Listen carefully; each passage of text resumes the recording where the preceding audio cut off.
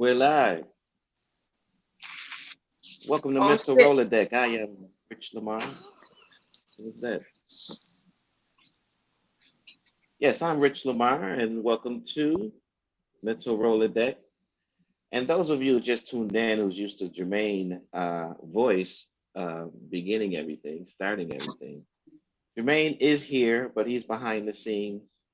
I'm hosting this show called Queen's Corner, and we're going to have some queens on today. We have two um, beautiful queens, Adija and Shanae.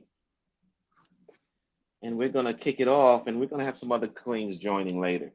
And those of you on the outside uh, of the platform who's not on the show, feel free to ask questions and inquire because Jermaine is here, but he's in the background handling all that. He's going to put up your questions, and you can interact. But the whole purpose of the show is Adija knows me and Shanae knows me. And those of you who've been following Mental Rolodeck, you've been following some of the shows, and then because I've been getting some feedback that some people have been recording and keeping the shows and listening to it in their car and that, and we appreciate you. But we're going to talk to the queens because we want them to share. We, meaning Mental Rolodeck, we want them to share their wisdom. And we have some youth out there, we have some adults out there, and we just want them to share their wisdom and their insight and their foresight. And I'm going to try and I'm going to do my best to have them do that. And again, welcome, Adija. Welcome, Shanae. Thank you. Thank And you. Peace and and blessings, what? everyone. Thank you. Greetings. Yeah, and Adija is with us from London, and Shanae is with us from the Bay Area. So this is worldwide. We go global here. So um, first of all, those of you who are not used to me, I just want to introduce myself to uh, the public out there. I am holistic, and I have different, maybe have a different type of lingo than you're used to. But we're gonna let the queens express themselves as they express themselves. We have people are all different things. There's some Christians out there, some Buddha out there, and whatever you do, feel free. This platform is to discuss it openly and go beyond the surface and learn from each other. So, Queens, the first thing I would like to get into is as you being women, beautiful women, and queens, there's so many words that society apply to women, and woman is one of those words. And I call you queens and sisters, and then there's ratchet words like whore and bitch and slut, freak, and you have wench, and you have words like girls and ladies, and all of these words, and even female. And I have a question for both of you. What would you rather? Uh, uh, is queens okay with you, sisters, woman, and those ratchet ones? Where do they come from, and why do you feel that those words are out there? And first of all, what would you like to be referred to as? You go first, sis. Okay.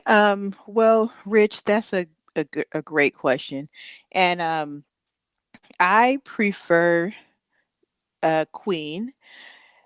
Regarding a lot of the other terms that are used to describe, I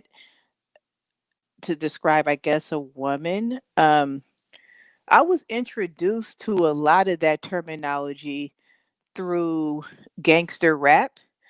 I didn't grow up in a household where we interchanged words like bitch or hoe or any of those type of words. I was called by my name, which is Shanae.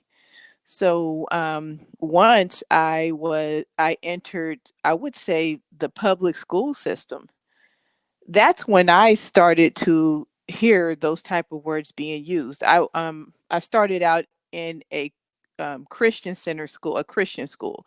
So I never heard those type of things. But once I made it to grade school, I went to public school, and that's where I heard a lot of girls calling each other bitches and hoes, and in a playful manner, as if it was like some type of sisterhood in calling each other that. So outside of my name, as I started to, I'm 42 years old, so the hip hop scene was huge during my upbringing, and I listened to a lot of East Coast music. I was very big on Yo MTV Raps, and Queen Latifah hit the scene. And Queen Latifah offered a lot of uplifting, and she made a point that you're queens, and so I kind of grasped onto that, uh being referred to as a queen. The whole, again, that whole bitch and hoe and wrench and all that type of stuff, I was never exposed to that until I started listening to gangster rap and underground rap, as we call it here in the Bay Area. So yeah, I had never heard that. That was not used in our household. Now, I will say this: over time, as I listened to this type of music, and you know, it became normal for me. I started calling my friends the same. We would all call each other like, "Hey, bitch, what's up?" And it was just cool for us. However, again, it goes into being conditioned through being exposed to different types of just being exposed to different types of things. So again, back to your question, I would refer to being called a queen. Okay, Queen. And Adija, you want to take on that? Yeah, do you know what? I have to agree with sis, it's the exact same thing. In the household, not as much because I don't know, I was like around the loads of Rastafarians. So we tend to like uplift each other as black people, as men and women. So I didn't really hear it as much in my house, but it was when I went to school, and it was definitely rap music that I heard these things from. Me though, I was the complete opposite. I didn't take it on. There was a specific rap song. What was it called? You know that song with Dr. Dre and Snoop Dogg? There was one Which time one? I was Still Dre, I think. Still Dre. Yeah, still so. There was one time when I was like 8 years old, and I was watching music videos, and I saw this lady on the car. She was half naked and dancing and stuff. And then I associated the words that they were saying and that woman together. And I just said to myself, I don't want to be that woman. So me growing up, I always made it a point. No one call me a bitch and no one call me a hoe, and I'm not going to do that either. Um, but definitely it is to do with what you're around, what people what you're influenced by. It's about not just about nature, but also about nurture. And I think that's where it comes in, because it's taught behavior, it's taught words, as well as history within itself, because the word whole stems from the word whore, and you were a whore if you do certain things back in the day or even nowadays. So it's a whole bunch of things, but it's definitely taught behavior. And me personally, I prefer to be called sis, a sister, Okay. just Okay. plain and simple. Yeah, because I use both words, but I do would like to uh, call the queens and the sisters what they would like to be called. Um, we have a question from a guy out there, and I like his hairdo on that. Pretty cool guy. He says, "Is she blaming rap?" That's a question for both of you because both of you mentioned rap in the rant. Okay, so I'm not blaming rap. However, my first exposure to hearing anyone refer to a sister or a queen as a bitch was NWA. It was the gangster rap NWA. I had never, and it was different. I was like, "Oh, what is this?" And but the fact that NWA associated using that term with fighting against the police or the government in California, it was like, oh, okay, well, yeah, this is cool. I never processed it as as Adija did, in the form of, no, no, I never want to associate with that. It just, it was never, I never even thought that far into it. It was popular, it was new, it was brothers, you know, coming on the scene to something that I identified growing up in California, growing up in the Bay Area. So, as you know, being young, being in grade school, which is you know, first K through five, K1 through fifth grade, it just seemed like it was cool. And no, I didn't. So as I said before, I watched a lot of Yo MTV Raps, right? That's where I picked up on hip hop. And Yo MTV Raps didn't so much play NWA, but we knew about NWA because we're from California. So we knew about it before a lot of people even had heard about them. And again, we were thinking like, these are some, there's some brothers, they what, we don't know what they're doing, but it looks like they're making money, it looks like they're successful, so we rolling with what they rolling with. Hmm. So Shanae, are you saying that you never heard these words before, NWA? No, not, no, not at all. Hmm. No. Adija, My Adija. Oh, I'm sorry. Go ahead.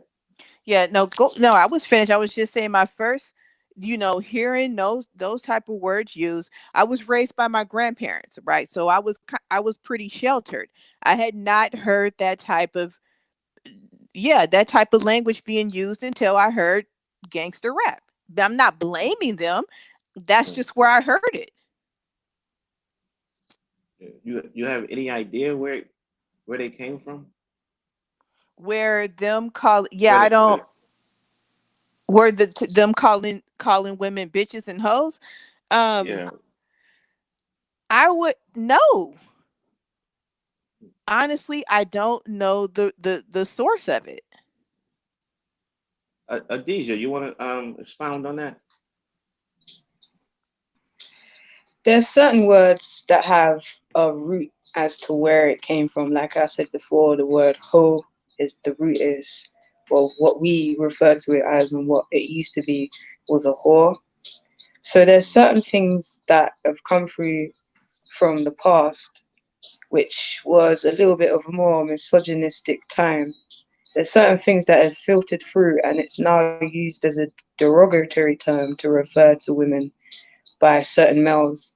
Sometimes, in my opinion, is warranted, and a lot of the time, though, it isn't, and it's just used as just a derogatory term. I wouldn't say that we are blaming rap music, but it is Right. interesting to see that both of us, Yeah. at two different people in two different places, first heard these terms from rap music. That's just a Hmm. fact, and it's an experience. Hmm. Definitely. So the word motherfucker.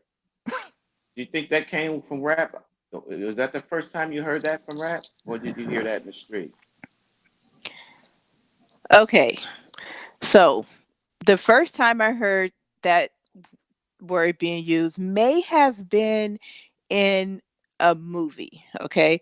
My mother would take us to see all of the quote unquote black movies that came out, and I would like to say maybe Beach Street or something like that. I was watching, maybe, yeah, Beach Street or Crush Groove, one of those movies is where I may have heard that. However, later on, when I started to do my research, I was able to understand. No, that's not right. There was, when I was in junior high, there was a group of um, African Americans, as we call us here, that came to our school, and they came to our school. Our school was very, very. It was pretty.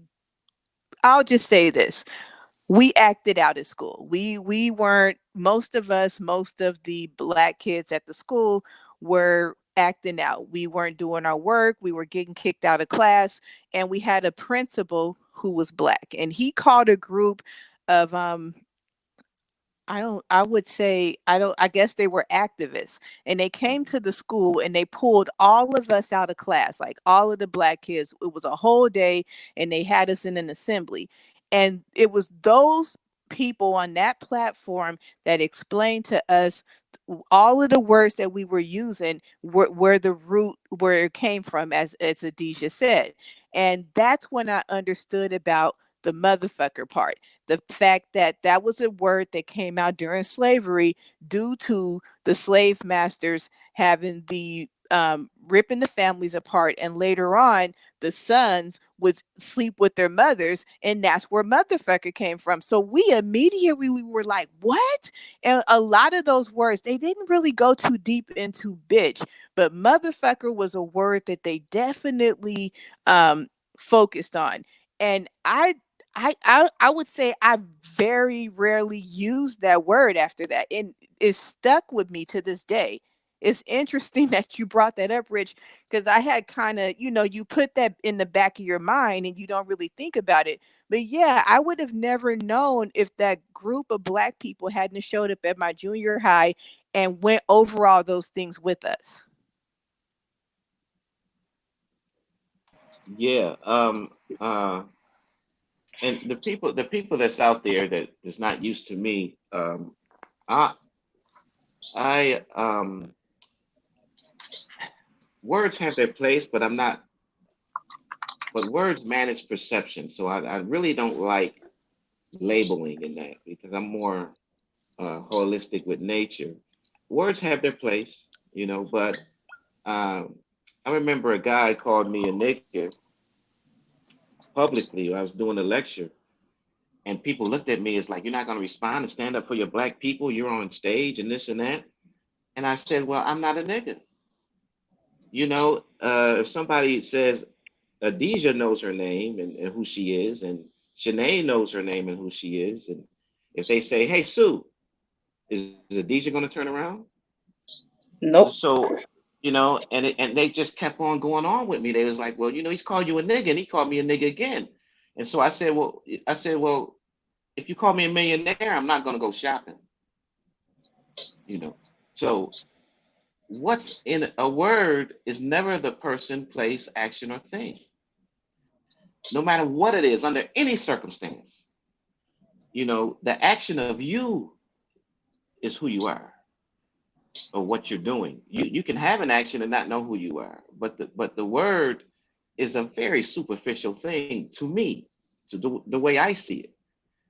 But they have their place, they have their meaning. If you're learning a job, if you're learning in a path, the words mean something. And I don't have children, but if I had children, I would give them a name that meant something. It was, but in terms of the person, you call me a nigga, it's like that word motherfucker and all of that. You know, people have wound up in the cemetery and in jail over these words. But if I call you a billionaire or a millionaire, are you gonna go? You're gonna brush it off? Am I right or wrong, Adija? Correct. You Correct. know, we let these words control us. And you call me a millionaire, I'm not gonna go shopping.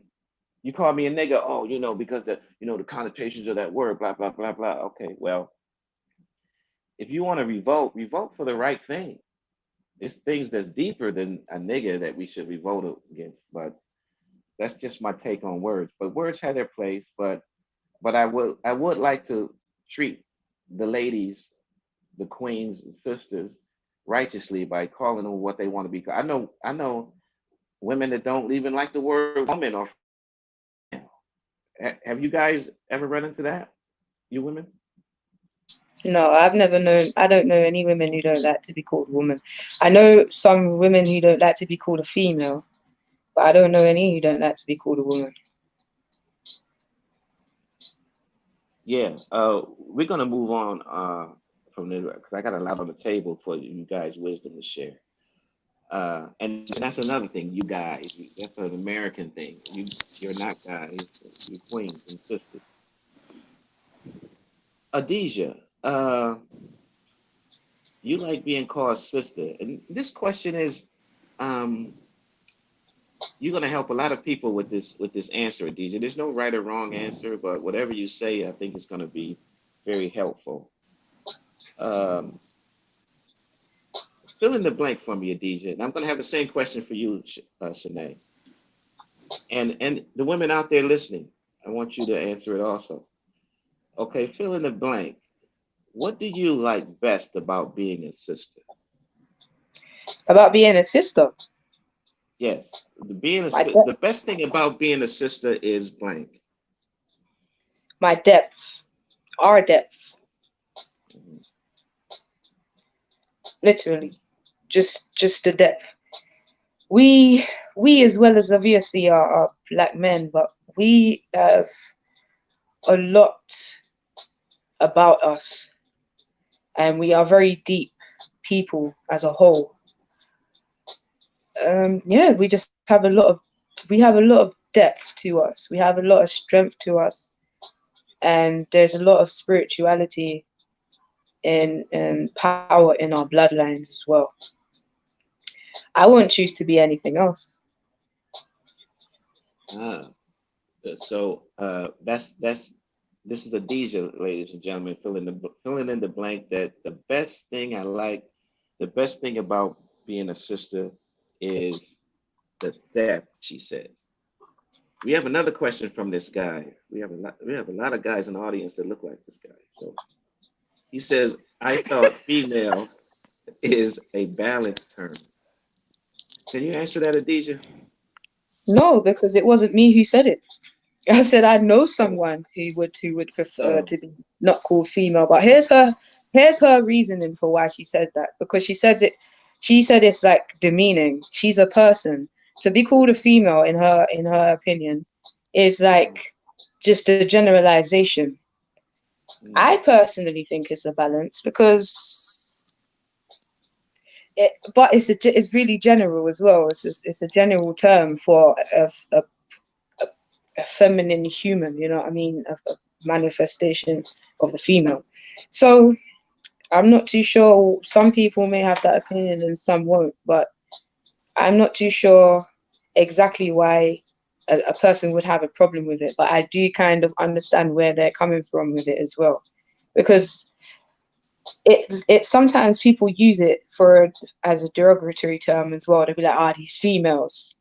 So maybe she's heard that so many times that it's become that yeah, to her. But as Rich was saying, like a word is a word. If I'm not a nigga, so if you call me a nigga, I ain't gonna get mad at you. yeah. You know, the action towards you is an offensive action. You know, so but yeah, but you mentioned the word depth. For the young women that's out there watching, what is the benefit of depth? The benefit of what? You said depth meaning being deep, right? Yeah. Yeah. For the young women that's saying, uh, how could you explain that to a young woman? It's like being deep or looking beyond the surface of life. Oh, How is that? depth. I thought you said the. Okay. Yeah. What is the benefit of looking beyond the surface? It's about. It's Or about. being a deep one, being a deep sister, being a sister. What's the benefit? Let me rephrase that question for the young women out there. What would you tell them, Deja, when they ask you, what's the benefit of me uh, being deep, being a sister? What's the benefit of me being a sister? You said you like being a sister. It's a deep thing. You're asking me some real hard questions, boy. This is something I have to sit here and think about for to have actually give an answer that would mean something, rather than something that's just on the surface. But for me Yeah, to just answer right now, I guess it's more of a thing of this life isn't just physical. It's not just about what you look like, what you sound like, and who you are in this lifetime. It's about spirituality. So to be a deep person, to be a sister who is deep, or to be a deep sister, it it adds to your spiritual essence, it adds to your spiritual journey, it adds to your spiritual understanding, your wisdom, and all of these different, not really complicated things. It Yeah, adds to well, your power, your substance, mhm. and it helps you to be aware as well. It's not just about what everyone thinks of on the surface. It's about it's a lot. That's a lot. That's a big question, Rich man. Yeah, Definitely a big but you handled question. That's it not good a because awareness is there. Awareness, I think, is the key. So you said the word. You said the word because the awareness is an action word, and it's a good one. So that is the answer, the awareness. Because without awareness, there's no learning. Uh, uh, Shanae, fill in the blank. Okay, Rich, Uh, that's a hard question. So wait, look. when Well, I'm gonna build on Adesha, I'm gonna say when I think of death, I think of foundation, but right? no, no, wait. My fault. It's not. You fill in the blank when I say the sentence. Just fill in the blank. Okay. Okay. The best thing about being a queen is blank. The first thing that comes to mind, the best thing about being a queen is uplifting my king. Mm, you're going ahead of me. Okay, ask another question. Okay, you're going ahead of me. My next question is, uh, I hear women and queens and sisters say, "I don't need a man." I hear this all the time. I don't need a man. How true or how not true is that, Shanae? Everything requires balance. I would say that is untrue. Um, Without a man, there is no balance, right? Um, yeah, so I would say that's untrue. Mm. Uh, you say it's not true, so you're saying it's balanced. Well, what about you, Adesha? Your take on that? say one Adesha more probably time. fits. Repete. Wait. I hear women say, and females and queens and sisters say, "I don't need a man." You know. Oh yeah, man, that is so silly. This whole thing, Exactly. that is so silly. Like if it, oh, you just triggered me. Okay, go I in. cannot, Go I in. cannot stand you when I hear anyone say that, whether it's a man or a woman. I cannot stand it because it's like, what do you mean? Okay, okay, you don't need a man. Okay, let's make all the men disappear off the world, and then you'll see how the whole world will disappear too. Just that within itself shows that we need Exactly. each other. Like that's the foundation of it. So Mm-hmm. why else? Boy, that is you triggered me, man. I hate that. I really can't stand when people say that. And then what else it breeds is what happens then is when women go and say that now, yeah. What happens is the men then say, "Oh yeah, okay, well you don't need us." Then it creates more division because it's like, Mm-hmm. well, they're saying this about us. They say they don't need us. They're acting like they're higher than thou and this and that. So now we don't want to do this. We're not going to stay in the houses. We're not going to appreciate queens. We're not going to respect them. This is where the whole culture of, well, you're a bitch, you're a this, you're a hoe came from. Hmm. Yeah. So it breeds it. You get the root Mm-hmm. of Mm-hmm. something like a And tree, Mm-hmm. like the seed. You plant it in the ground, and then all the roots grow into the tree. What the Mm-hmm. tree is what it's become, but it started from somewhere, Mm-hmm. and we don't realize how much what we do creates more things. It's cause and effect. Right. Right. I can't stand that statement. Whoever says it is stupid. I'm with you on that yeah, one. I'm hearing it all the time. Done. And I'm like, I can't wait to have the queens and the sisters on to answer this one because I just wanted to, because I learned from queens and sisters, and um, because you have Mother Earth gives everything, and the queens and the sisters is connected to Mother Earth and as co-creators. And we have a question out there. And the question is, Queens, what would you say to a princess growing up thinking these terms are the standard? Shanae? Which terms? I think you might be referring to the terms that we mentioned earlier. It had to be because Like bitch and hoe and stuff, I think. Okay, so what I would It's another hard one, isn't again, right, because again, it? you need to get these princesses to listen to you, right? yeah, And if they already feel like they have all the answers, how how am I able to get across to them that these terms are not okay?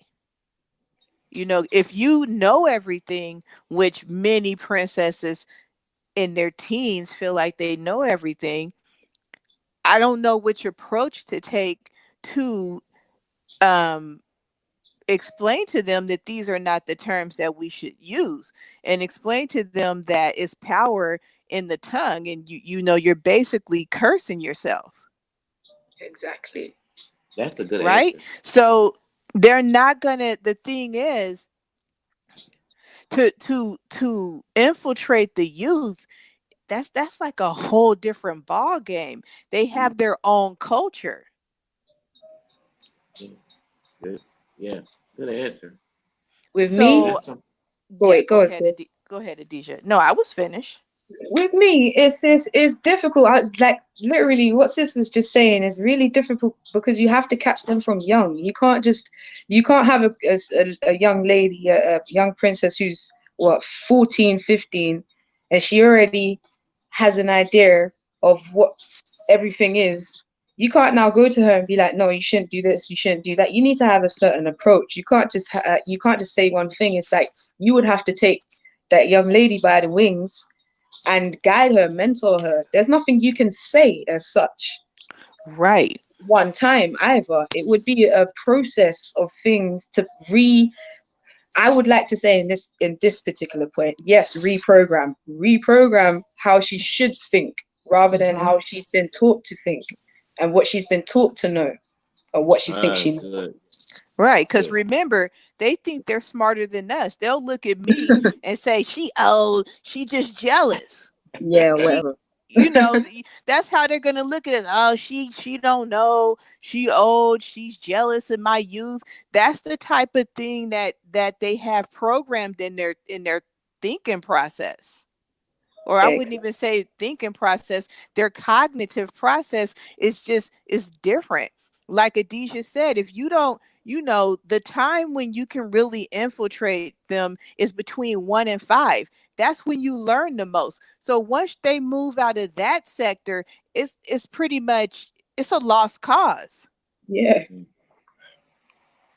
Yeah, and And it's hold not as on if to they can't be brought back, but it does take more than just talking. It would take you It would showing them things. It would take mhm. you them even going through things as well. They would have to Right. witness these things for themselves. She's right. It comes down to lead by example. Yeah.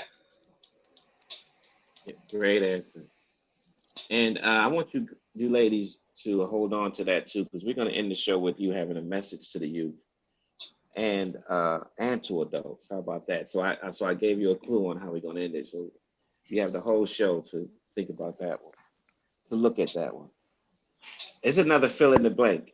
Okay, Shanae, men would be much better to get along with if they would just blank. Men would be much better to get along with if they would ask more questions. Oh, All oh, right. And not only ask the questions, listen to the answer. Mm, Right. And take action on the answer. mm, yeah, mm. Do you agree, Adisha? I do. I have my own, but I definitely when you said it, I was like, oh yeah, that as well. Yep.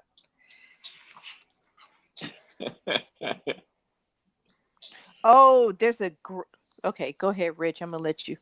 No, no, go ahead. No, the floor is Okay, yours. so no, I seen a question down here from someone. I don't know who they are. It's some avatar, but the question is, What do you say about the moms competing with their own daughters versus balancing with the correct action? So the reason I jumped on that one, and I'm not trying to take control of the show, I grew up with that, right? I grew up in a household with women who competed with me rather than nourishing me and building me into the great woman that I was, or I'm sorry, female that I was supposed to be. So that one touches really close to home. I, I'm gonna let Adisha go on to take that one I while was I sit gonna back and say, think about it. I have a lot to say about that one there. It stems, yeah, from people's disregard or dislike or disdain towards having girl children. Now, let's admit something here. Let's not be biased and let's not act like we're children. We all know that the majority of places in the world, sons are more celebrated than females, than daughters when they're born. Absolutely. Okay? Let's just Yes. admit that to Yes. even It's listeners as real. well. It's really real. Yes. So, in that case, there's a certain sort of hate that women have towards themselves when they are growing up and they grow into that. Now, you can be a 30-year-old, 40-year-old, 50-year-old woman, and you've grown, basically born into a world where you've been told that your birth is an unfortunate, it's like a misfortune, it's unfortunate. Mm-hmm. You know what I Mm-hmm. mean? Mm-hmm. So now Yes. you have a daughter. What are you going to do? Are you going to bring her up? Are you going to make her flourish? Are you going to tell her how great she is? Or are you going to take out all the pain and the hurt and the disgust you have for yourself on that child? That is exactly what you're going to do. Mm-hmm. And you're going Mm-hmm. to make her as Mm-hmm. miserable, as upset, as you're going to bring her down just like you felt like you was brought down because you feel like she doesn't deserve to you all feel like she doesn't deserve to feel good about herself because she's a female, as well as your own Right. bitterness towards it's like a self-hate for your own self. Mm-hmm. So now you're Mm-hmm. competing with this young lady who you love her. Remember, there's a power struggle within yourself going Mm-hmm. on now because Mm-hmm. there's the Mm-hmm. Mm-hmm. self-hate side, but then she's Yes. also your child. So you Mm-hmm. love her. You want everything to go well for her. You think she's the prettiest thing on earth. You want her to do good in school. You want her to grow up well, but you also hate her. You think she's Yes. the ugliest thing on Yes. earth. You think that Mm-hmm. you just want to throw her in a bin sometimes. Mm-hmm. So what you will do then is compete because you love but you hate. And in order to make yourself feel better about yourself, you're going to compete with what you see as more beautiful than you. Mm-hmm. Mm-hmm. And you're going to bring down that child. And it happens 90% of the time. I don't know where it like I used to wonder what the hell is it about mums and daughters. And it's not just the black community. Let's understand that. This is something Right. worldwide. There's Mm-hmm. only certain places in the world where there's matrilineal tribes and the lineage and the name goes through the mother that the girl child is celebrated. Other than that, Right. no one wants girls and no one likes girls. Even men, when they're having their daughters, a lot of the time, let's not say all of them, but most of them, if you ask them, what do you want of a child, a son? Why? I just want Right. a son. There's no real Mm-hmm. reason for it, but Mm-hmm. it's what we've Mm-hmm. been programmed to think. There's places in the world where there's more males than females because they used to base like in India or Mm-hmm. China. They used to do this thing where they would manipulate the genetics so that they would have a son, or they would check to see if it's a daughter and abort it to the point where Mm-hmm. now there's so many males that they don't know what to do with themselves. And this is the mindset we have. This is why there's Mm-hmm. this problem, and this why is that there's this hate and dislike towards the daughters and the competition from the mums to the daughters. Mm-hmm. Mm-hmm. That's true. And Adisha, a lot of that stems through Christianity. A lot Mhm. of that comes directly from Christianity. And it's interesting that you brought up the fact that places like India and Asia, they'll um, do things to make sure that it's a girl or a boy. My mother told me when I was born that she specifically did like the baby, whatever it is when you check your temperature all the time, to have a girl. but it's not that she wanted the girl, my dad wanted the girl. You understand what I'm saying? Yeah, So I it's see. so it's interesting, that she's like, yeah, your dad wanted a girl so bad that I did like this whole taking my temperature every morning so I could get a girl. But she didn't want the girl, he did. You see? No, she doesn't want to go. And we have to remember something as well. Back in the day, a lot of the times, especially in patriarchal societies, a woman would be seen as higher, or she would be regarded more if she gives birth to a male heir. Yes, So this is absolutely. another thing that's ingrained in us. If we give birth to a male, then we're automatically seen as we feel better about ourselves. And then what we do is we live through our sons. Mm-hmm. If I can't be treated with the same respect that men get, and if I can't be seen as as as high or as good or as worthy as a man, then I'll live through my son. Which is why then you see mums encourage things that they don't want to encourage, that they don't want to go through for themselves with their sons. They see their son cheat, they allow it. They see their son go out and do crazy, Exactly. they allow it because they're Yes. living through their son. The man. Yes, yes. And the thing they put more, it's crazy because they put more responsibility. So if you're a single mom, more responsibility falls on you as a mother versus the dad. It's okay for the dad to go and live his life and go and marry a whole nother woman. It doesn't even matter. But because you're the mother of the child, now you're supposed to make sure everything works. Yeah, exactly. And if you don't do that, you're going to be the one who's seen as the deadbeat, even though you're both doing the same thing. It's crazy.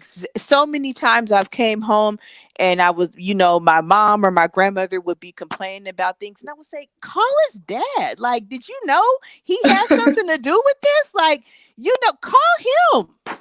Yep, I Yeah, totally agree with you. yeah, that's and good. I mentioned this to a lot of people also, and you both of you queens have answered that thoroughly. But I also want you queens and sisters to look at I look at nature, and in nature, queens and sisters, what follows the male? If you see a herd of elephants, they're all female. The I king was of the going to jungle, say, it's the lion, is raised by the okay, lioness. Mm-hmm. Mm-hmm. You see a litter, you see cubs, they're with the mother, right? Mm-hmm. What follows the male in nature? just the penguins, I guess. And Even with when you look at the natural flow of nature, your first relationship is with your mother, is it not? yeah, more Yes. time. Most of the time, let's as a whole, no, but most of the time. Most of the time, yes. And I'm speaking in terms of birth. You know, Okay, yes. you you know the beginning. I'm speaking in terms of how of the positive energy of nature. And it's something to look at. And I tell the youth also, when you look at nature, everything follows the female. You know, and and you can just look at it. This is nothing. This is nothing deep or profound. You can see this, right, Adija and Shanae? Yeah. You can see Yes. that when you see the ducks and you see all of this, everything is following the female in nature. And nature is called Mother Nature, correct? Yes. Because because a, a queen, a sister, a female is always giving birth to evolving with life. The essence of a woman is a nurturer. This is why they have the breast with the milk, with the nourishment. The essence of you is a nurse. There would be no people without the female. There would be no people without the queens and sisters. So I'm just saying, for those who's listening, you need to pay more correct attention to that, because that was before people were here. Mother Nature is everybody's mother, and the movement of that is obvious if you have time to look.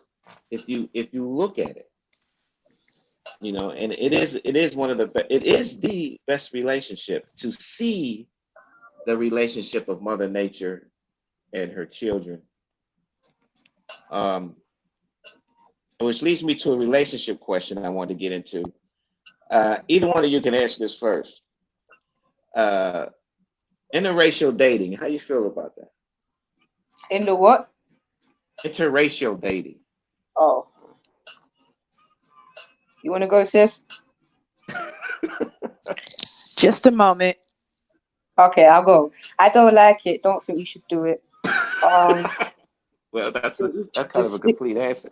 It is a complete answer. No one. We should stick with ourselves. Keep our bloodline strong. You know, I just really, I don't understand why we even do it. I don't. I really don't. And I know a lot of people don't, because I'm gonna put this on YouTube. A lot of people ain't gonna like that I said that, but I don't. I don't care. Um, we shouldn't do it. We should stick with ourselves, and we should strengthen our bloodline and our community.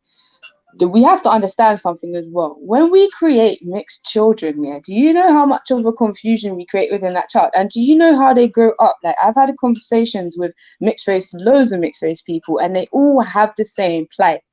They all have this tug of war kind of thing going on within themselves, where they don't know who to basically, in layman's terms, pledge allegiance to. Both of their parents are two different races. They don't know what to identify as, and then they end up not feeling like they have any identity. We have to be a little bit more considerate. Love is not just love. We need to consider certain things sometimes when we're getting into relationships. I agree with It- Adesha. Oh, go yeah. ahead, Rich. Well, I said, DJ, I play the devil's advocate, as they say. Be like, well, I have an interracial marriage, and we're fine, and you need to open your mind. What would you answer to that? I don't, in a polite way, in a polite way. You heard me about to. Go ahead, Deja. No, See, no Deja. problem. I would say I don't care. My mind is completely open, and I still don't agree with it. We should not be there mixing genetics. Like, do you know what's crazy? People won't even mix a pit bull, but they will mix human. Like, what is wrong with Right. us? Wow. Right. Because We they wanna want keep the that bully. exactly. They want to keep the pit bull strong, and but you would mix with another race, knowing that you're the melanin. Like, that don't make no sense, man. Get out of here. Okay, so this is Wait, before my you before take you on it. wait, Oh, before you go go, ahead, Sinead, Rich. Mm-hmm. we're gonna welcome Prishay, Ah, Queen. What's up, King and Queens? What's up, my We love sisters? Greetings. hey Greetings. sis. Hey, What's up? we what's love your happening? energy. I'm hosting tonight, so Jermaine is like really biting his teeth, not being able to butt in. So, uh,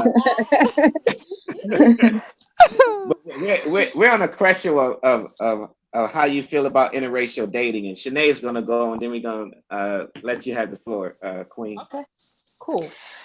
Okay, so when it comes to interracial dating, I'm going to say I have enough problems being light skinned. Okay. I just got to put that out there, right? I deal with enough problems being light skinned. So for me, I'm with Adesia. No, I mean, no, we don't need to intermix. We need to keep our bloodline strong. Yep. Why are we intermixing when we know what intermixing caused us during colonization, right? We know what Mhm. this did to us. We know how it brought us down. It removed us away from spirituality. It removed us away from so many things. So I'm totally against it. And I have nieces who are mixed and I love them. Exactly. I love them to death. I look at my brother with the side eye, but I love my Yeah. nieces, okay? But I'm looking at him like, bruh, I don't really know what this is. But now that they belong to me, I love them. Yeah, right? yeah, Yeah. Their mother tries to get close to me, and I'm like, nah, you ain't the same. You don't understand me. yeah. Mm-hmm. Okay.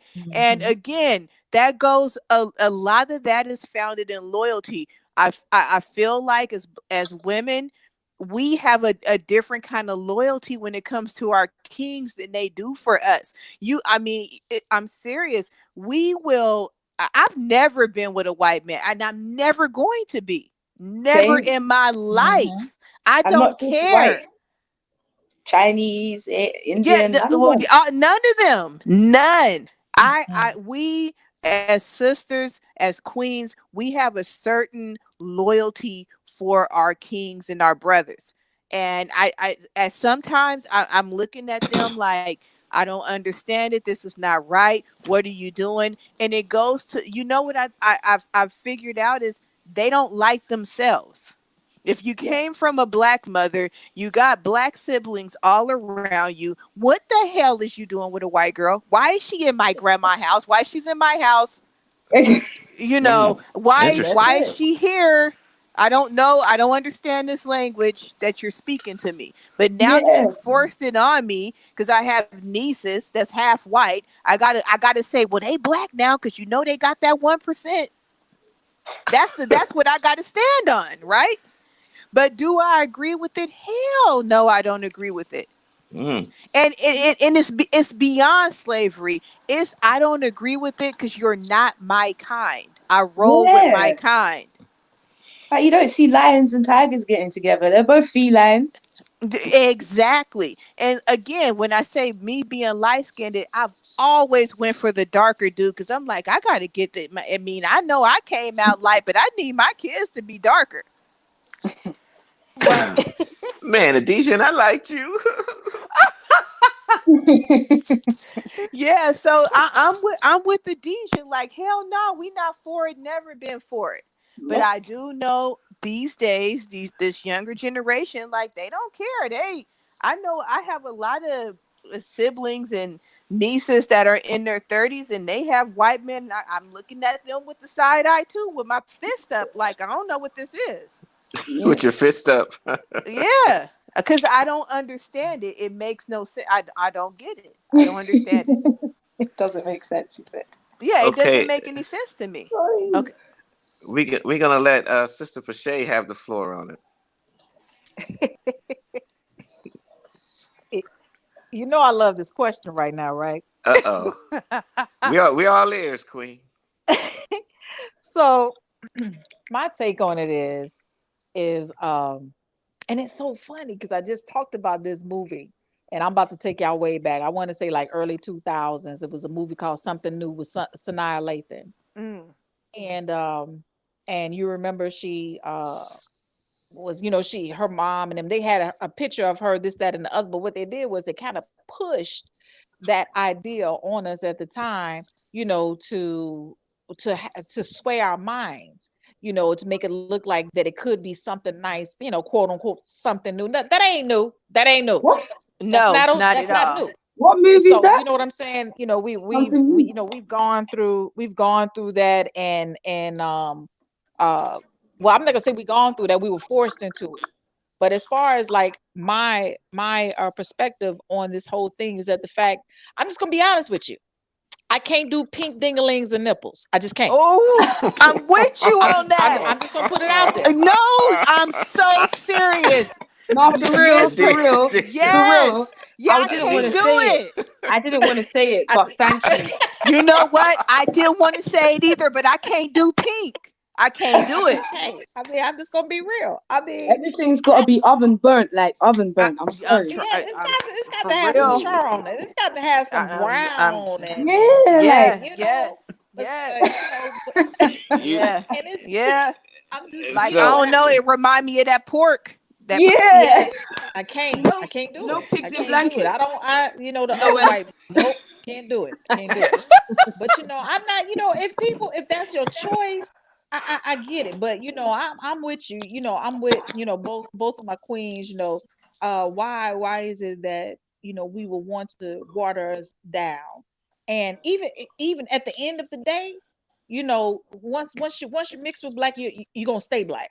Yeah, Bottom That's yeah. line. right. So no matter if we mix, we're still the dominant gene, and we're still gonna come out on top.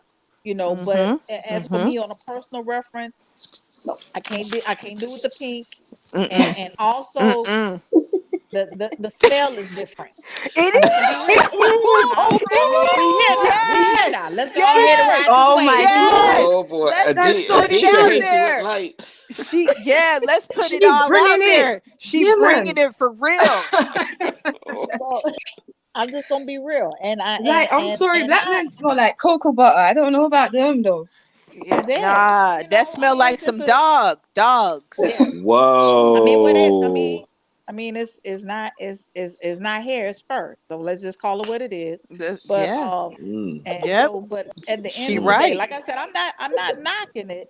But if that's where you are, that's where you are. But my I'm not preference, knocking I it, don't.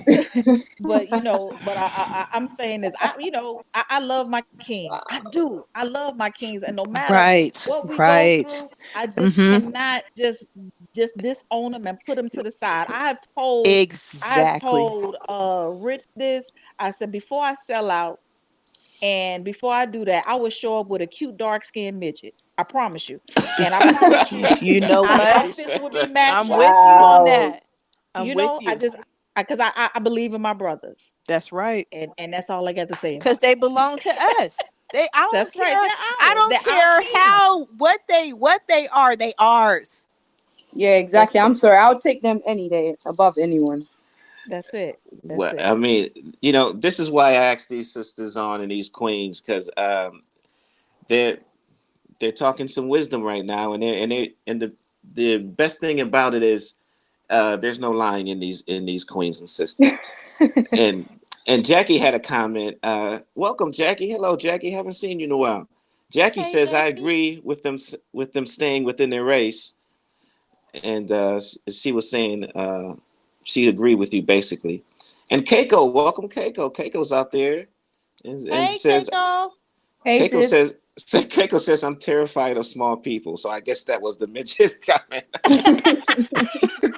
But I'm just saying, if all else fail, Right, right.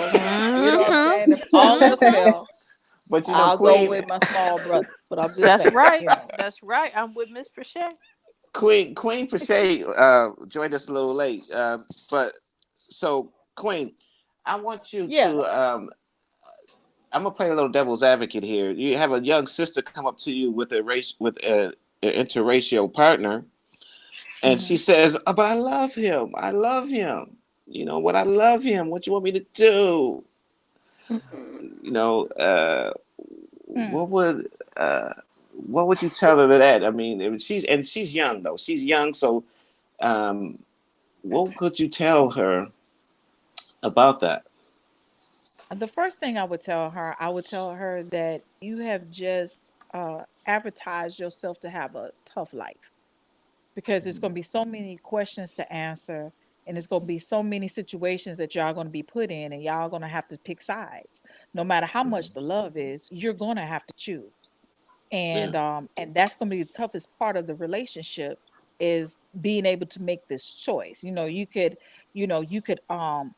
say he understands you, but when I mean, does simple stuff like our hair? Does he really understand that? I mean, do you understand his family members and and do you know what his lineage is? Do you know? I mean, what was his ancestors like? What did they do? How did they contribute to the slaying of our people?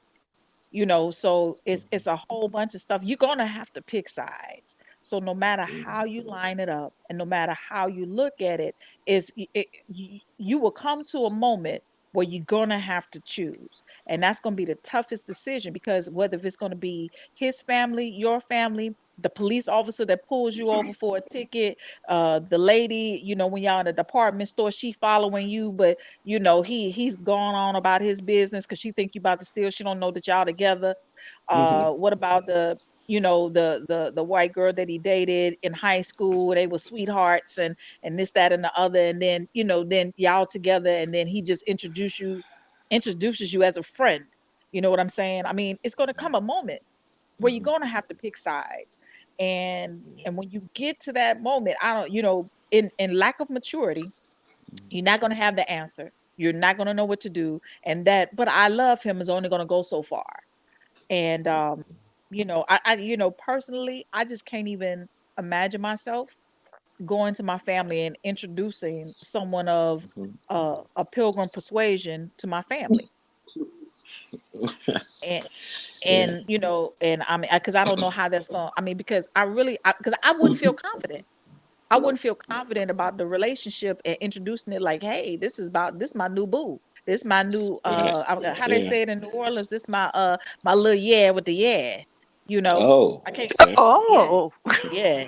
This my little yeah with the yeah. No, you ain't got no yeah. You ain't got no yeah. So I can't introduce you like that. I hear you. That But was the best answer, boy. I was ignorant when I answered. That is a very good answer. See, DJ was holding back. Holden, yeah, I was. I was just gonna be rude. Like I couldn't think of anything else. I can't. I'm not gonna lie. I just thought of a Yeah. whole bunch of insults. Mm-mm. because I mean, let me tell you, that choice, I man, that thought of a choice for lot of that sister. insults too. You know, I was like, let me just filter it. 'Cause, Yeah. Yeah, and I so mean, but it's not really insults. You said what you said. You felt what you felt. Right. yeah, but all you queens and sisters, you really explained it thoroughly. Even though and you was passionate about it, and uh, Sister Pache wasn't here. She might have heard it. And when I asked you ladies that I hear all the time, I don't need a man. We went through that earlier. But another Mhm. thing I hear all the time too that I want you ladies to help educate the youth out there and the adults. Because I know everybody on this platform, and for the people listening, is some queens and sisters that I knew before others, but I've learned from all of these sisters on this platform, and I hear the word soulmate all the time. I hear Mm. boyfriend, and I hear soulmate more than I hear boyfriend and engaged and my fiance and my husband. I want each of you to answer this question: what is a soulmate to you? Mm. And what is this term soulmates? What does it mean? Is it important or not important, or what is it? What puts somebody in a soulmate category? I'm going to start with Shanae. Come on, Rich. Okay, so the first thing that came to mind with the whole soulmate, when you said that, I was thinking, ain't nobody got time for that. But what I'm gonna say is, Wow. I'll say this: soulmate for me is growing and learning a person over time, right? I don't believe that you see a person and say, "Oh, that's my soulmate," or as they use the term now, twin flame. No, I Oh, I never feel even like, heard that one. oh yeah, yeah, twin flame. I feel like a soulmate is an individual that over time you grow with, you learn, you fall in and out of love with, because it's a lot of falling in and out of love when you're with someone. So yeah, soulmate is basically someone you have agreed um to go through the thick and thin with. That's what my definition of a soulmate would be. I just don't believe somebody shows up or you see somebody and you automatically, now chemistry is always there, right? Like we know that. Mhm. However, after the chemistry, because the chemistry fades too, it comes and goes. It's the person that you've decided that this is who I'm gonna go through the wire with. That's what I feel about a soulmate. Okay. Oh, it's music Someone in the in the background. trenches with you, right? Someone in the trenches. Now, a lot of people will say, "Oh, well, I knew this person in another life," and I mean that's great. It sounds good. I've heard of that type of stuff, and it could be true. That could be the person that showed up from a past life that you decided that I'm gonna meet them in this life, and we gonna roll through the trenches, as Rich said. Okay. And so Shanae, because this is important for me because I want to know this from the queens and sisters, because a male can have a great job, a great look, and be your type, but still the queen and the sister chooses, and so Mhm. women have that co that that insight and foresight that men know nothing about. So are you saying, Shanae, do you trust that uh term soulmates? Do you accept that, or you don't accept that? I don't know. I I honestly I don't know how I feel about the whole soulmate. I'm gonna call it a movement. I don't know how I feel about that movement, but I do agree with you when you say that the sister or the queen, she knows what resonates with her. She Yeah. knows what she can connect with and grow with. She knows what will pour into her and who she can pour into. Definitely, I agree with that. So if I'm really getting along with you, Shanae, and I'd be like, we soulmates, babe. What would you answer about? What would you answer to it? I would tell him to calm down with that. Oh shit. I would tell him to calm that shit down, and you know let's stay in the present moment. It's good now, right? Let's see how it looks when it's not so good. Adija? To me, a soulmate is, well, I do believe in reincarnation. I do believe in all of those things, but not a soulmate isn't necessarily someone that you're gonna actually be with. Like they don't have to be your husband or wife or anything like that. Like a soulmate could just be someone that's in your life this time around, and you meet for a certain purpose. It might not even be to be with that person. A soulmate could be a friend. Like I have a friend who's me and him are really close. Sometimes we'll be talking, or like I'll be here at work, for instance, and then I'll go to call him and he'll call me. That hasn't got anything to do with relationship or anything, but that's just the connection that you have with someone. And I do think that has got something to do with spirituality and souls. So to me, yeah, soulmate is just someone you have a really deep connection with through lifetimes, through whatever, and you meet up every time. And it's not just one person. You don't have just one soulmate. People have this idea that you have a soulmate. This is one person, and you're going to fall in love with them. You could hate your soulmate. Like your soulmate could be there to teach you something. It's not just someone who's gonna be this Yeah. fairy tale going Mm-hmm. run in the wind with dust running behind, like flowing behind you and stuff. Like no, it could be a person who's the worst person you've ever met in your life, but they're there to teach your soul something in this lifetime. Hmm. Mhm. Yeah. Okay, I Yeah, like that. I like Jackie that. Jackie is still with us, and she made a statement saying a soulmate is a spiritual connection with another, not necessarily a lover. Mhm. Um, that is thanks, Jackie. I miss you, Jackie. Jackie should try to get Yeah, on that's here. true. And she says she agreed with the DJ also. And Sister Pache, Queen. Yeah, yeah. I mean, and let me tell you, I'm already in total agreement with both my queens, my sisters, because they both kind of said the same thing from a different angle. But I mean, I agree too with Adisha, is that it's like a kindred spirit, and it's somebody that you have a nice balance with. And I also agree that it's not, you don't just have one in your lifetime. You will run across somebody else who has that same balance of energy, and that you can share, be like, oh, girl, I was just thinking about you, I knew that you would like this. Oh Yeah. yeah, it's something like that. Oh man, now Shay would love that. This is Shay all day, you know Mhm. because they kind of picked up on my balance of my energy.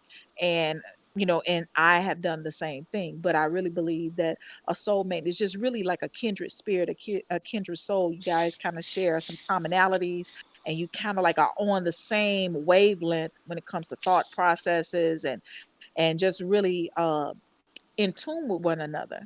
And uh, I believe that you don't just have one. And I do believe that those lessons come with those kindred spirits. I mean, it's a on and off season.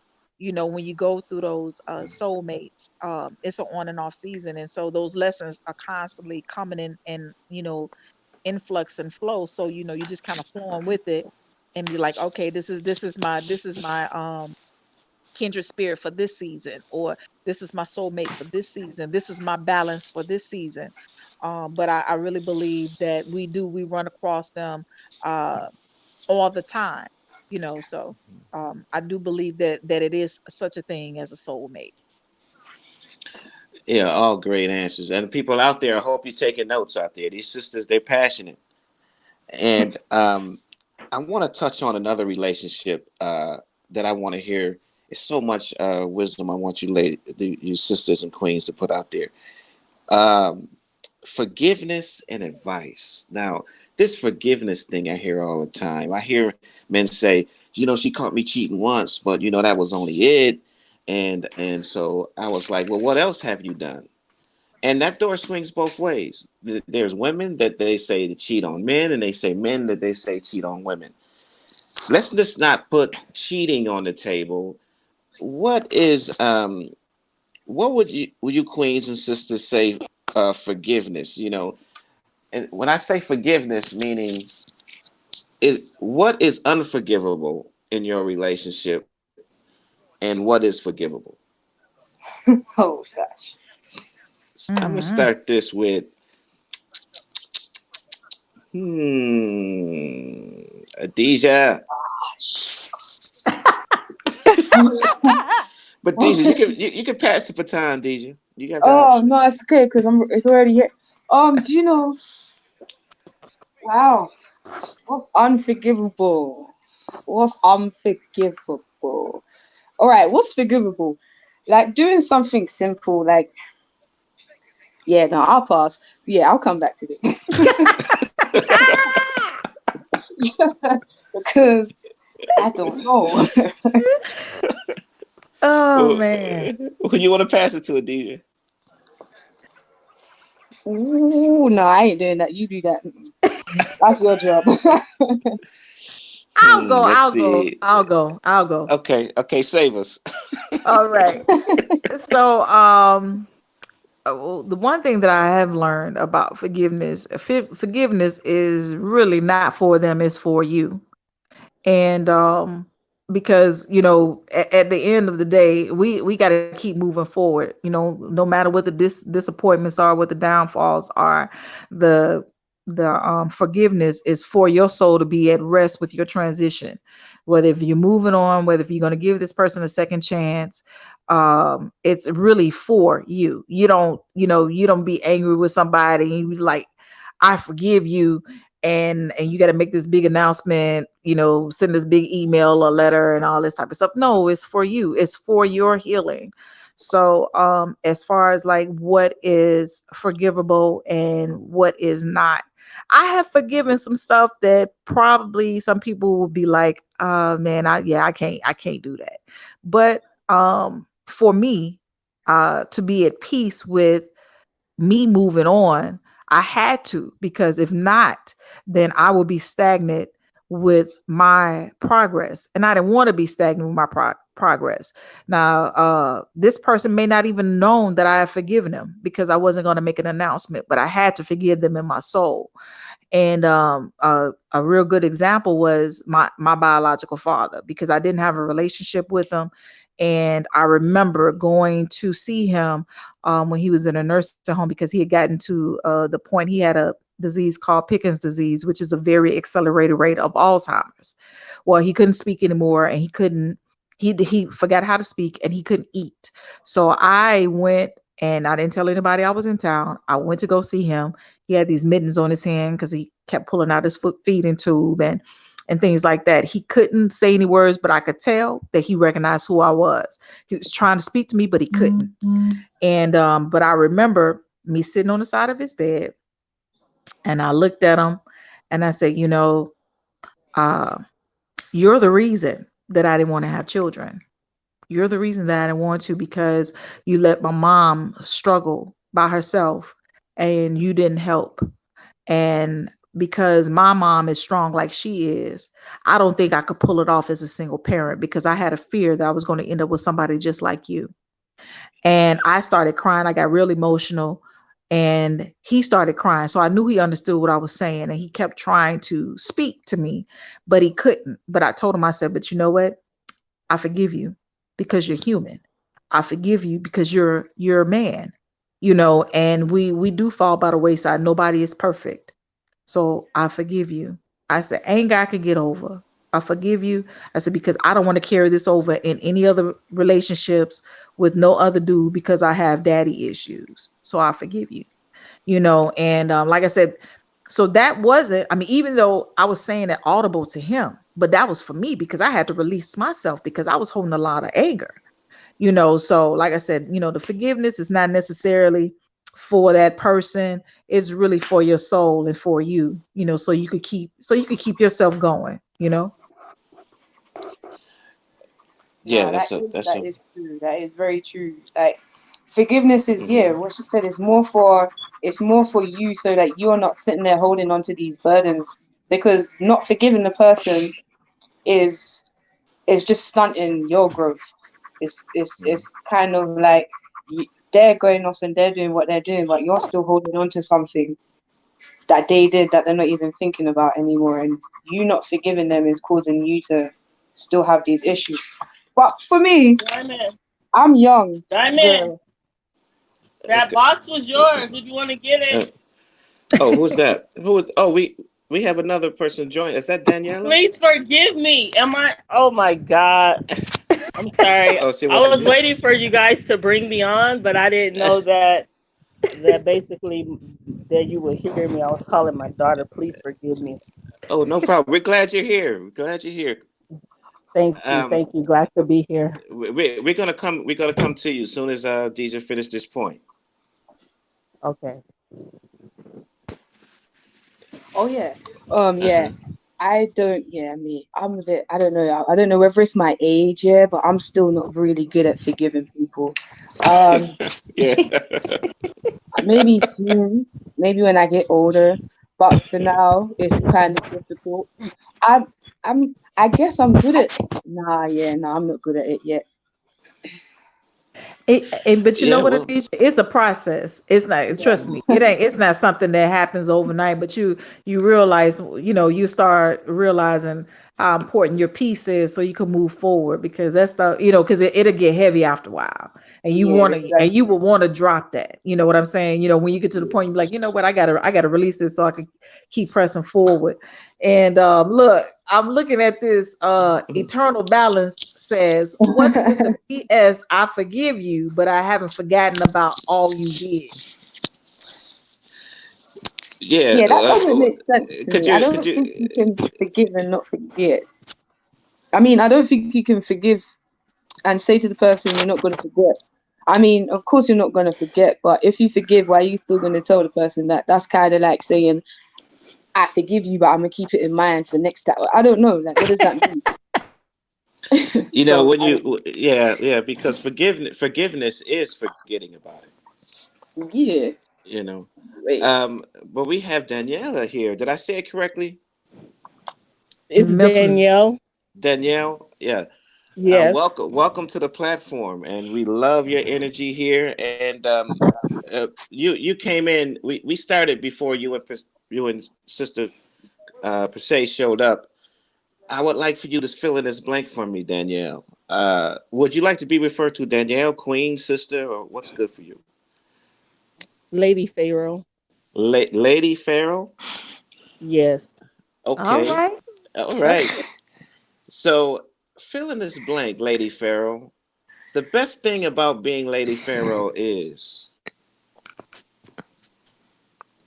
The best thing about being Lady Pharaoh is that You get to experience extraordinary things, and you get to go different places as far as space travel is concerned. Um, you get to create magic, and you just get to love things in its pure form.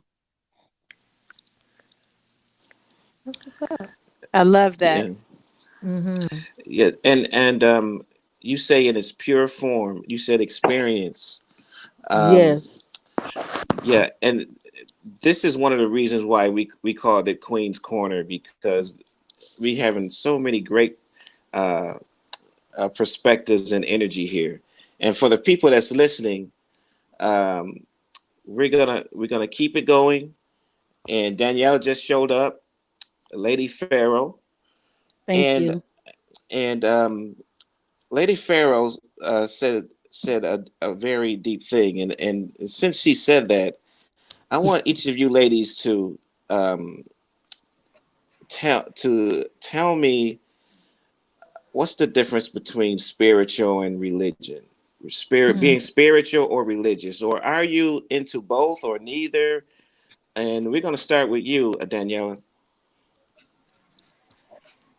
Lady I'm Farrell. more spirit. Yes, I'm more spiritual in the sense I feel that religion is doctrine and theology, and I believe that religion was given to us by our former slave masters, and I believe that religion has come all the way down from the Vatican, the Roman Catholic Church, and they gave us religion.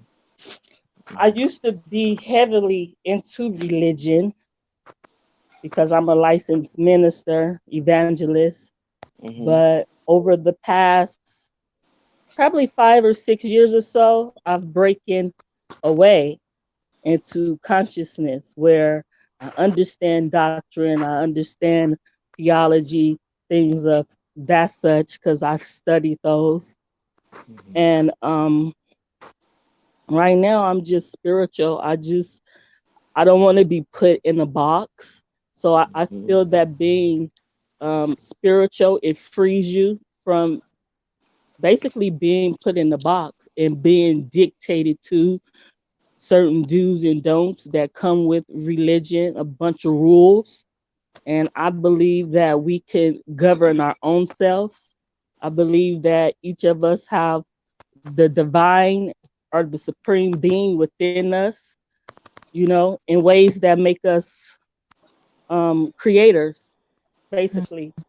So, Yeah, That's good. that's beautiful. And sorry for asking the question using Daniela, but Lady Farrell, was there an event that happened that changed you, or did something happen to you, or did you see this through meditation? What?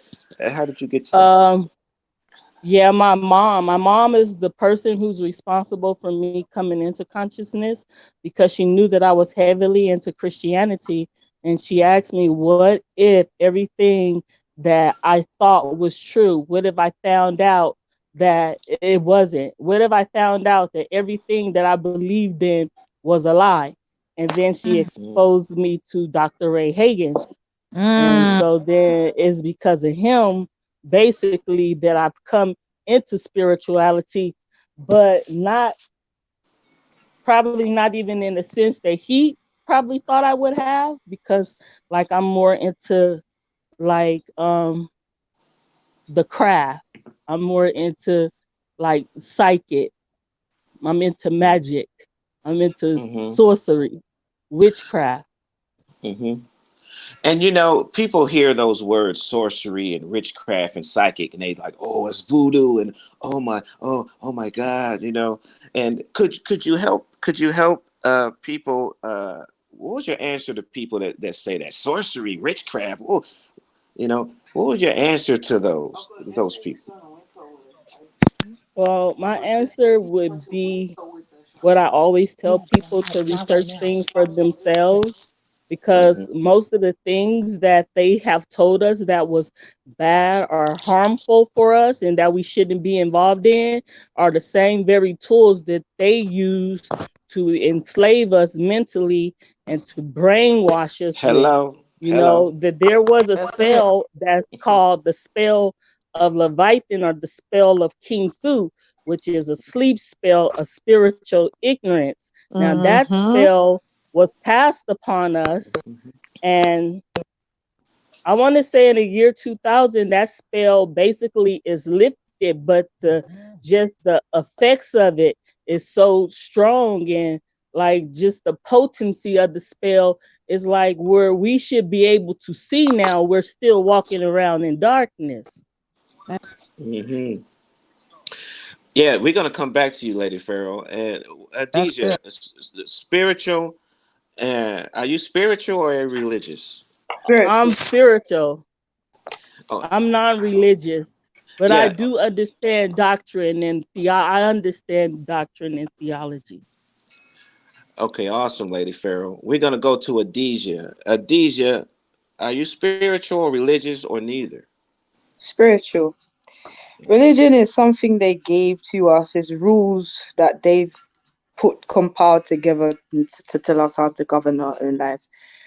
Spirituality is something we are with whether we know it or not, whether we believe it or not. And spirit is us. We are spirit. Mm-hmm. Hmm. And Adija, were you always like this, or was there an event in your life to help you see this? Because most of us, as you know, they say, "Here's your Bible, go to school." And uh, why this virus of religion hasn't affected Adija? It did. Well, I guess when I was younger, so I used to go to church up until about 13, and my mom, she wasn't one of those people who was a real hardcore church goer. She was a Rastafarian, so she only went a few times, and outside of that, she would more or less teach me about consciousness and like to do good by what my heart says and stuff like that. As I got older and stopped going to church, like when I could choose, I got to about I was about 11 to 14. It was like my older brother used to teach me about Egypt and history and just a lot of different things. Then I got to about 16 and I started to research it myself, as well as having Hmm. actually a mentor. So I used to know someone who used to actually be in these sorts of secret societies, and Hmm. he broke away from it. So he used to tell me and teach me about different things that actually like that were going on and different tactics that they used and stuff like that. And that's when I started to get into more of the knowledge behind all of the things that I was told as I was growing up. So I think that's kind of how I wasn't affected as much by it. Plus, I asked my own questions. I used to ask myself, right, if in the Old Testament, because I used to read the stuff myself, I wasn't like Yeah. these Christians who go to church and Right. let the pastor read it to them. I said, Yes. Yes. if in the Old Testament it says a tooth for a tooth, then why does Jesus tell me to turn the other cheek? Who am I supposed to listen to? Like, I had those Oh questions for yes. myself. Yeah, yeah. Yes. Yes. So this is Standing the reason. ovation. That's the reason. So yeah, that's where it all comes from. I questioned everything, even though it got me in trouble a lot of time. I questioned it. Could you that I'm glad you said that, Adija, because that is a big contradiction, isn't it? Uh, Massive. it is Adija, when you was did you find yourself like looking through people and seeing things like you were touched by the untouchable, so to speak, or when you are you still feeling this way? Is that voice within you, or was um because for you to say uh, for you to say the statement of turn the other cheek and an eye for an eye, um, was is that something that you found or somebody pointed that out to you? No, I found it. I was reading through it. I was reading through it Hmm. myself. I read through when I was little. I read through the whole thing, the whole Bible, Old and New Testament. So things didn't make sense to me. Yeah, so you've seen a lot of major contradictions there. Yeah, I saw a Yeah. whole bunch of Hmm. contradictions. It didn't make any sense. There was a bit in it that said that we shouldn't have flesh with blood in it. And then it says in the New Mhm. Testament that we have to have the blood of Jesus and his flesh. I was like, Mhm. that it don't make That's good. sense. Yeah. I was 14 and and I clocked that, so it doesn't. I don't know. uh, that's beautiful. We're gonna come back to you, Sister Pache. You Yeah. spiritual or religious or neither?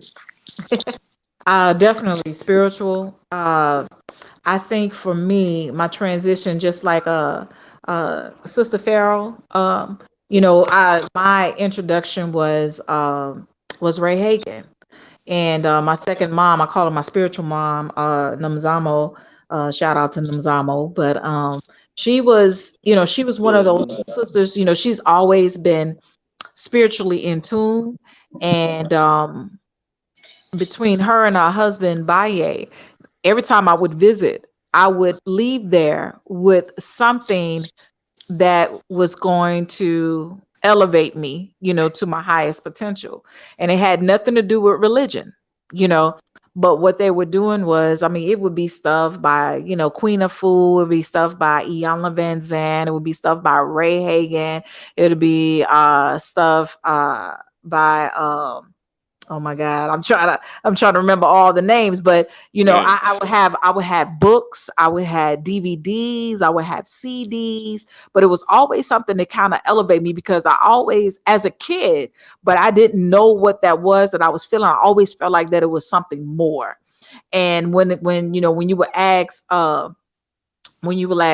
holy people, that's what I call them. I'm putting my quote fingers up. When you ask holy people questions, and then they would tell you shouldn't question God. And I just always found that, you shouldn't question the Bible, you shouldn't question God. I was like, well, I don't believe that. I just always felt like that it was something to that. And what are you hiding? And what is it that you're trying to say or not saying, or what is it that you don't know?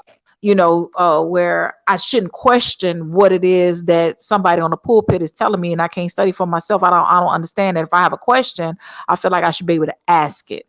And not only that, I should be able to get an answer. And if you can't give me an answer, then direct me to where I can seek my own answers. But for me, a spiritual balance started coming into play. I would say I was around 29, right? And when things started coming to me, and it was a little bit at a time, a little bit at a time. Namzamo never pushed anything on me, but she'd give me just enough where I can question it. You know what I mean? And then it would be a little bit more. But what was happening was I was getting pieces of a puzzle until I was like, oh, this is what she's been trying to show me. Oh, Yeah. I remember this. Yeah. But everything Yeah. started kind of coming together. But that spiritual balance, it was like, sometimes, she didn't want to turn me off. She didn't want Mhm. to scare me. And so that's when I learned a little bit more about Yoruba and Ifa and Voodoo and things like that, because that's all of our ancestry. This is how we grew up. That is how we found a balance, and that's how we found a balance in the earth. That's how we became one with the soil and with nature and with the sun and with the moon. Because we are balanced. And so Yes. all of that is our spirituality. And so as I started seeing that I've been regurgitating religion all this time, and when it's not even a part of me. In fact, it's false. In fact, it's Mm. made up. The whole book of Revelation is Dante's story. That's a play. In fact, it's a Mhm. comedy. So Revelations is I mean, and that what showed up in like the 1800s. You know what I'm saying? They added that to the Bible. But that's a whole nother conversation for another Mm. day.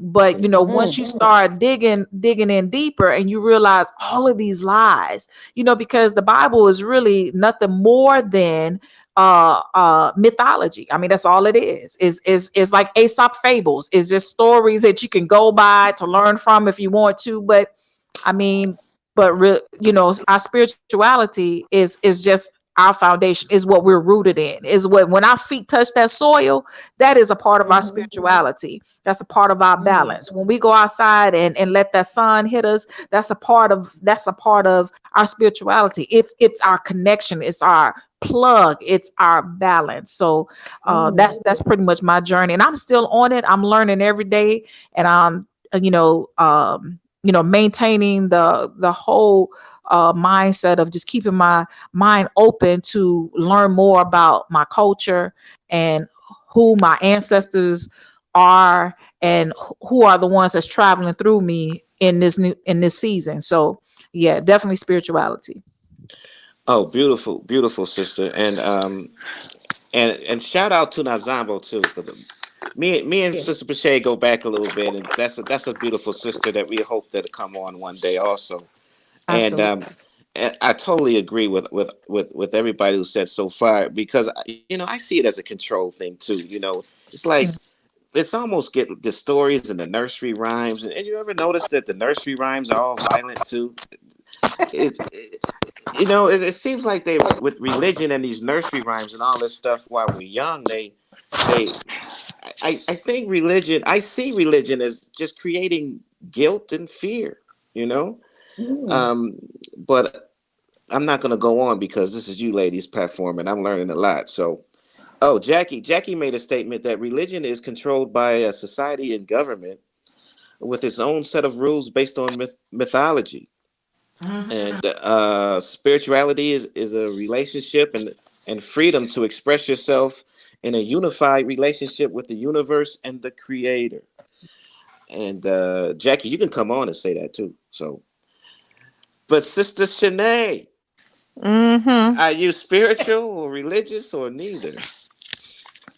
I am spiritual. Mm. However, I was raised Christian, Southern Baptist, right? And the thing is, although I was raised in church, I never really bought into it. Mm, And one of the reasons I never really bought into it is because I had a grandmother who, although she went to church on Sunday, she went to choir rehearsal, usher board meeting, all those things, she also went and got tarot readings and she brought me with her. So, I'm a Cancer. I'm nosy. I'm quiet because I'm insecure, but I'm real nosy. So, I'd be listening in on the reading and paying attention to everything. So, for me, my awakening to spirituality did not come from any of the spiritual teachers. It actually came from me rebelling against Christianity, rebelling against my family, and kind of going into my own space. And when I went into my own space, I had an uncle who was in the military who traveled overseas to Germany, and he linked up with a lot of Rastafarian brothers and sisters. And when he came back to the States, he brought that culture back with him, and he would play the music. And I remember um I was with him one time and I got in his car and he had on Peter Tosh, and I was like, yo, what is as soon as I started listening to the music, it completely changed my whole mood. Like it captured me, and I was like, who is that He's like, oh, you don't know about this is Peter Tosh. So I listened to the song, and he was listening to I Am That I Am and Testify. And I was like, dude, this music is righteous right here. And afterwards, I started doing my research, right? And I was like, okay, I don't really know what this is. I don't know these people. We've always been told like Jamaicans practice voodoo, but I'm like, wait a minute, but grandma get tarot readings. Like, ain't that the same shit? So I started to research it, right? And I pulled up. I was like, okay, well, all I know about is Bob Marley. So let me see what's going on. And I happened to pull up Bob Marley, and his son Ziggy was giving a concert in San Francisco. And I was like, fuck this. I'm about to go to this concert and see what's going on. I didn't even know, I didn't know what I was getting into. I was like, I'm about to see what these people talking about. So my awakening came when I went to Ziggy Marley's concert, right? And most people know, like, they deal a lot in vibration, but they don't really bring it in to like that last song, right? So Ziggy put that one song on when he sent that vibration to into the crowd, and I kid you not, that shit hit me and I couldn't move. I was like, holy shit, what is this? And so, yeah, I couldn't move. And I said, okay, this is what I need to start looking into, right? So I started doing my research. I started looking into it or whatever. And I started to feel like, okay, I wasn't crazy. And my grandma, even though she Christian, she had enough sense to know that wasn't it. So I started pushing away from that and I started doing research. And I had a cousin who would always put me on to Bobby Hemmett, right?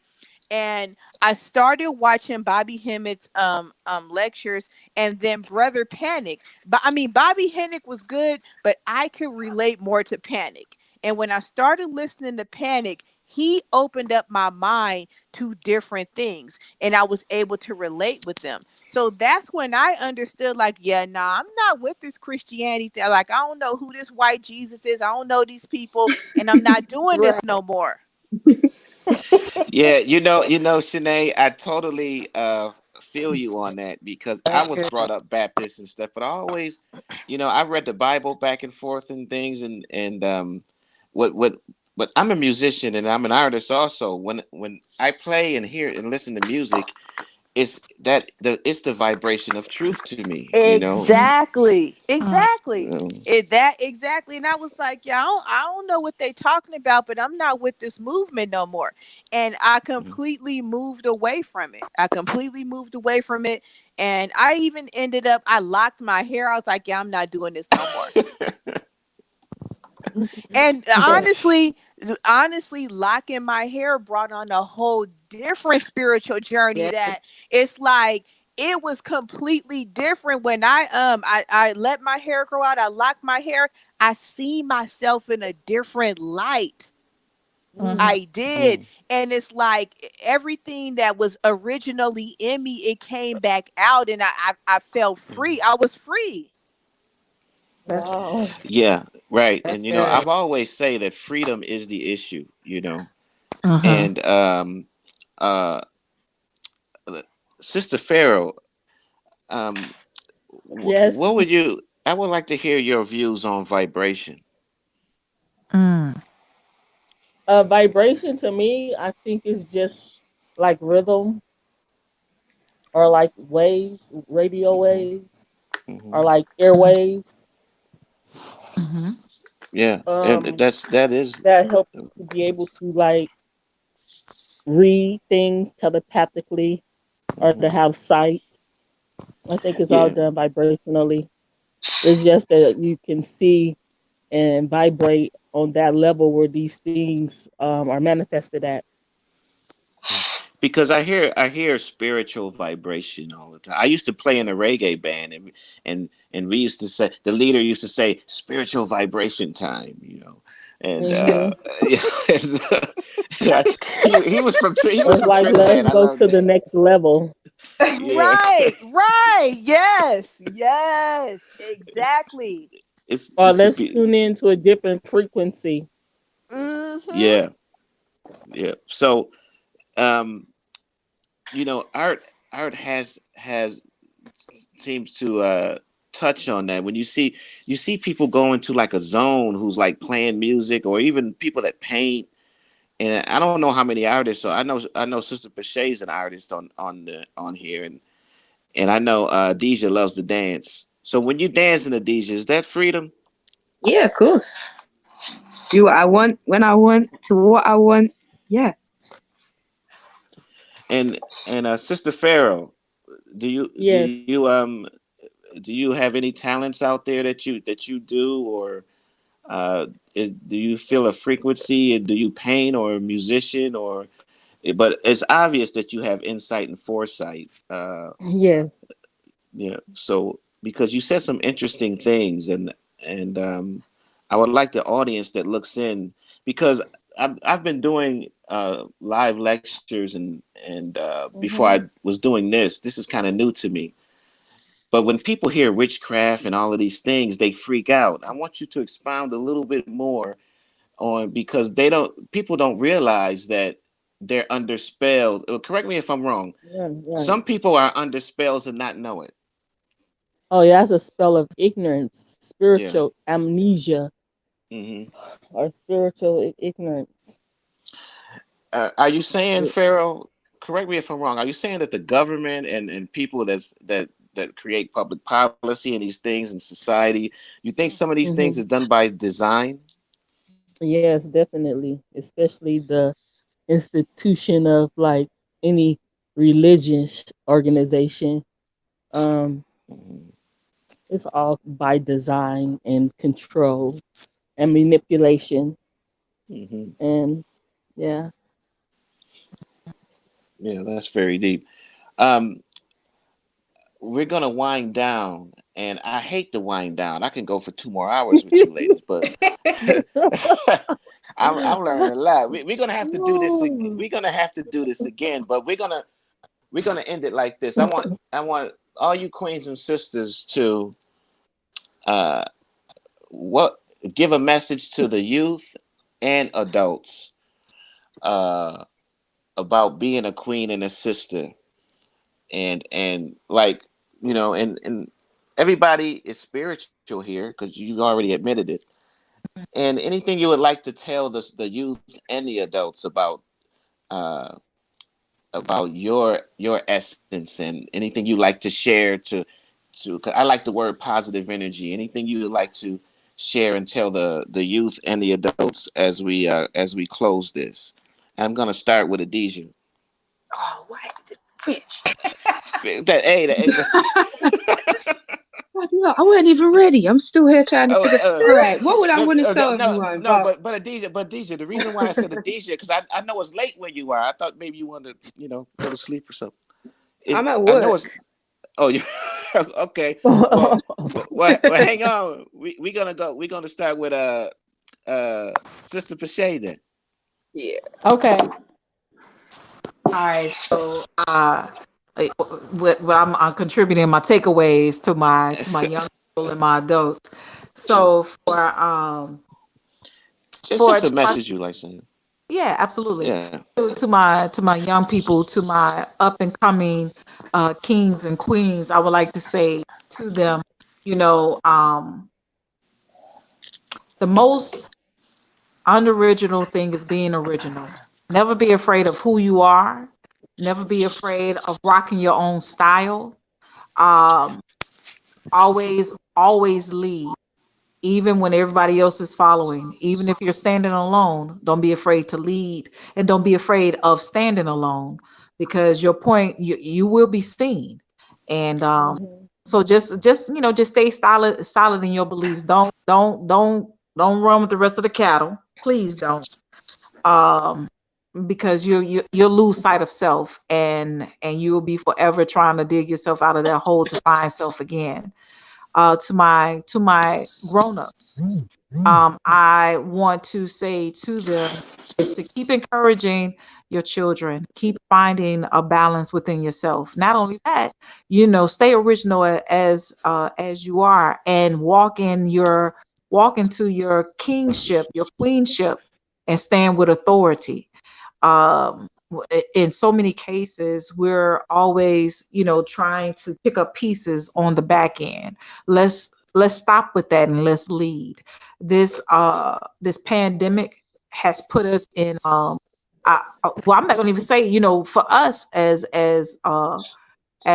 Africa beyond the seas, I would say this: it has caused us to ignite a lot of our gifts that we weren't using, because Hmm. we were in our little pyramid jobs, and so when it caused us to really look within ourselves, we actually start tapping into those gifts and talents that we had. So let's activate those.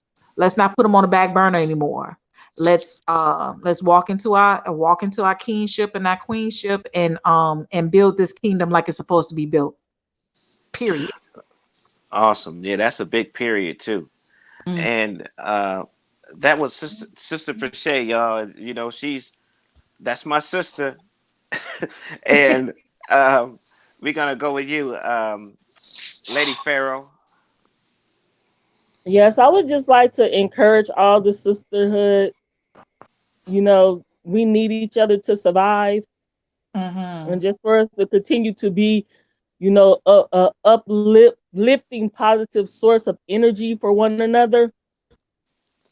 That's what we need to be. We need to be Yeah. able to, be able to lean on each other and be transparent with each other. And then we just need to set an example for the young women or the young goddesses that's coming, behind us.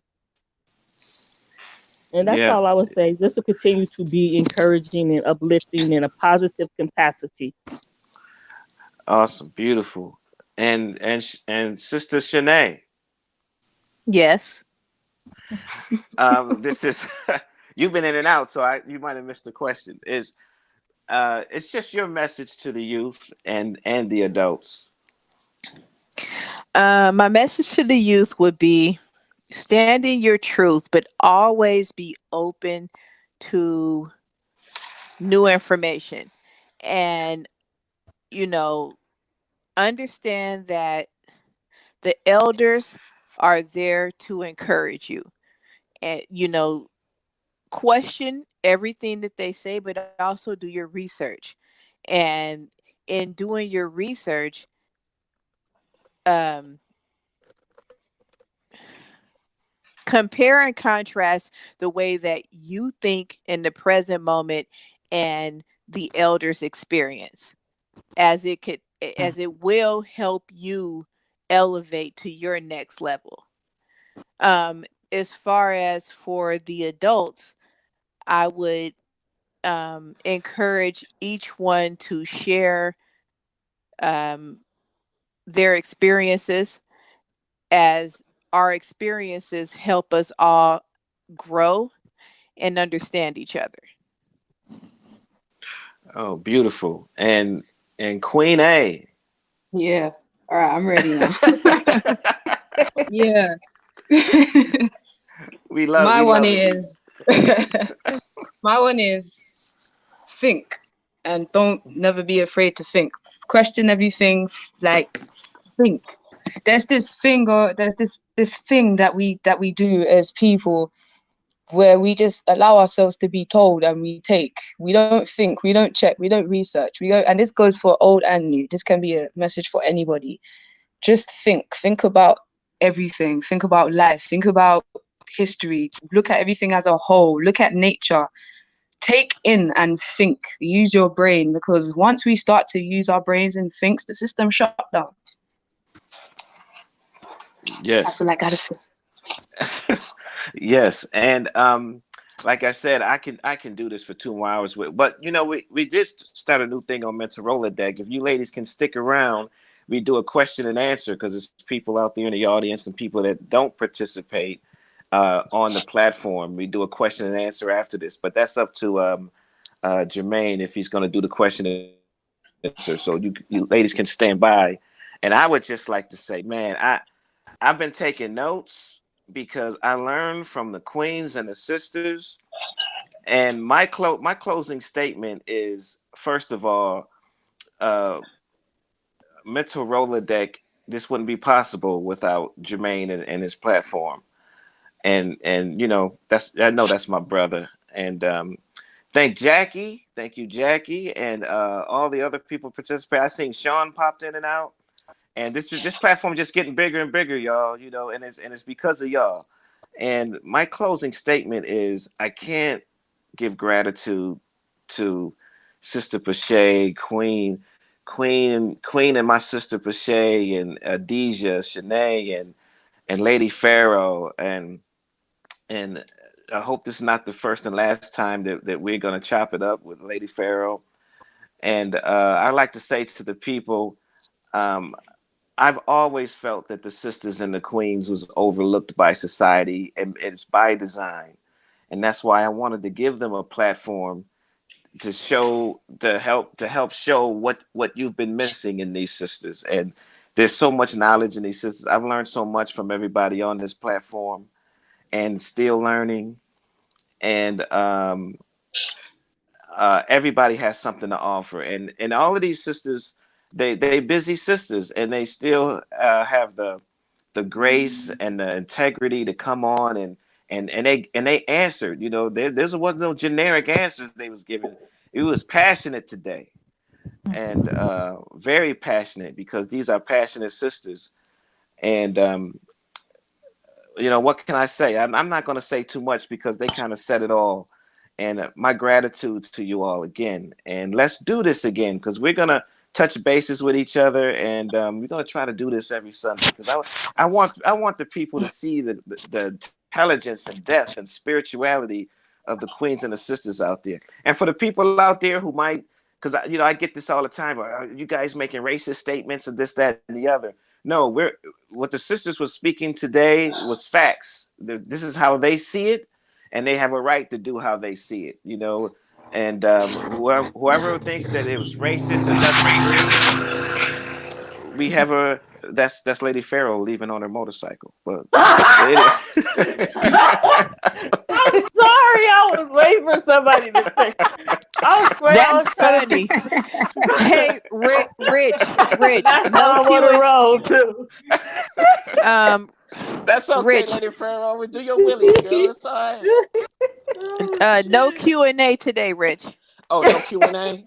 Okay. Nah. Well, Lady Pharaoh kind of summed it up, y'all. She's doing her willying out. So. Yes, indeed. Sad. Thank you again. Okay, take us out, King, wherever he is. Where he at? King Jermaine, where you at? King, he's somewhere out there. So we're gonna keep Eternal talking. balance. Hey, eternal balance. We're gonna keep talking until you take us out. So the last queen standing. That's all I gotta say. Is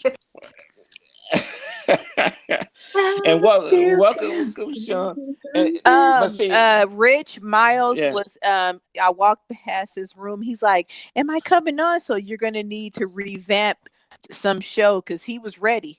Oh, he was ready. Yes. Yeah, Oh, because we're gonna do a youth live, because a lot of youth have a lot of things to say out there too. And see, it's a lot of questions that Lady Pharaoh and Fashay missed.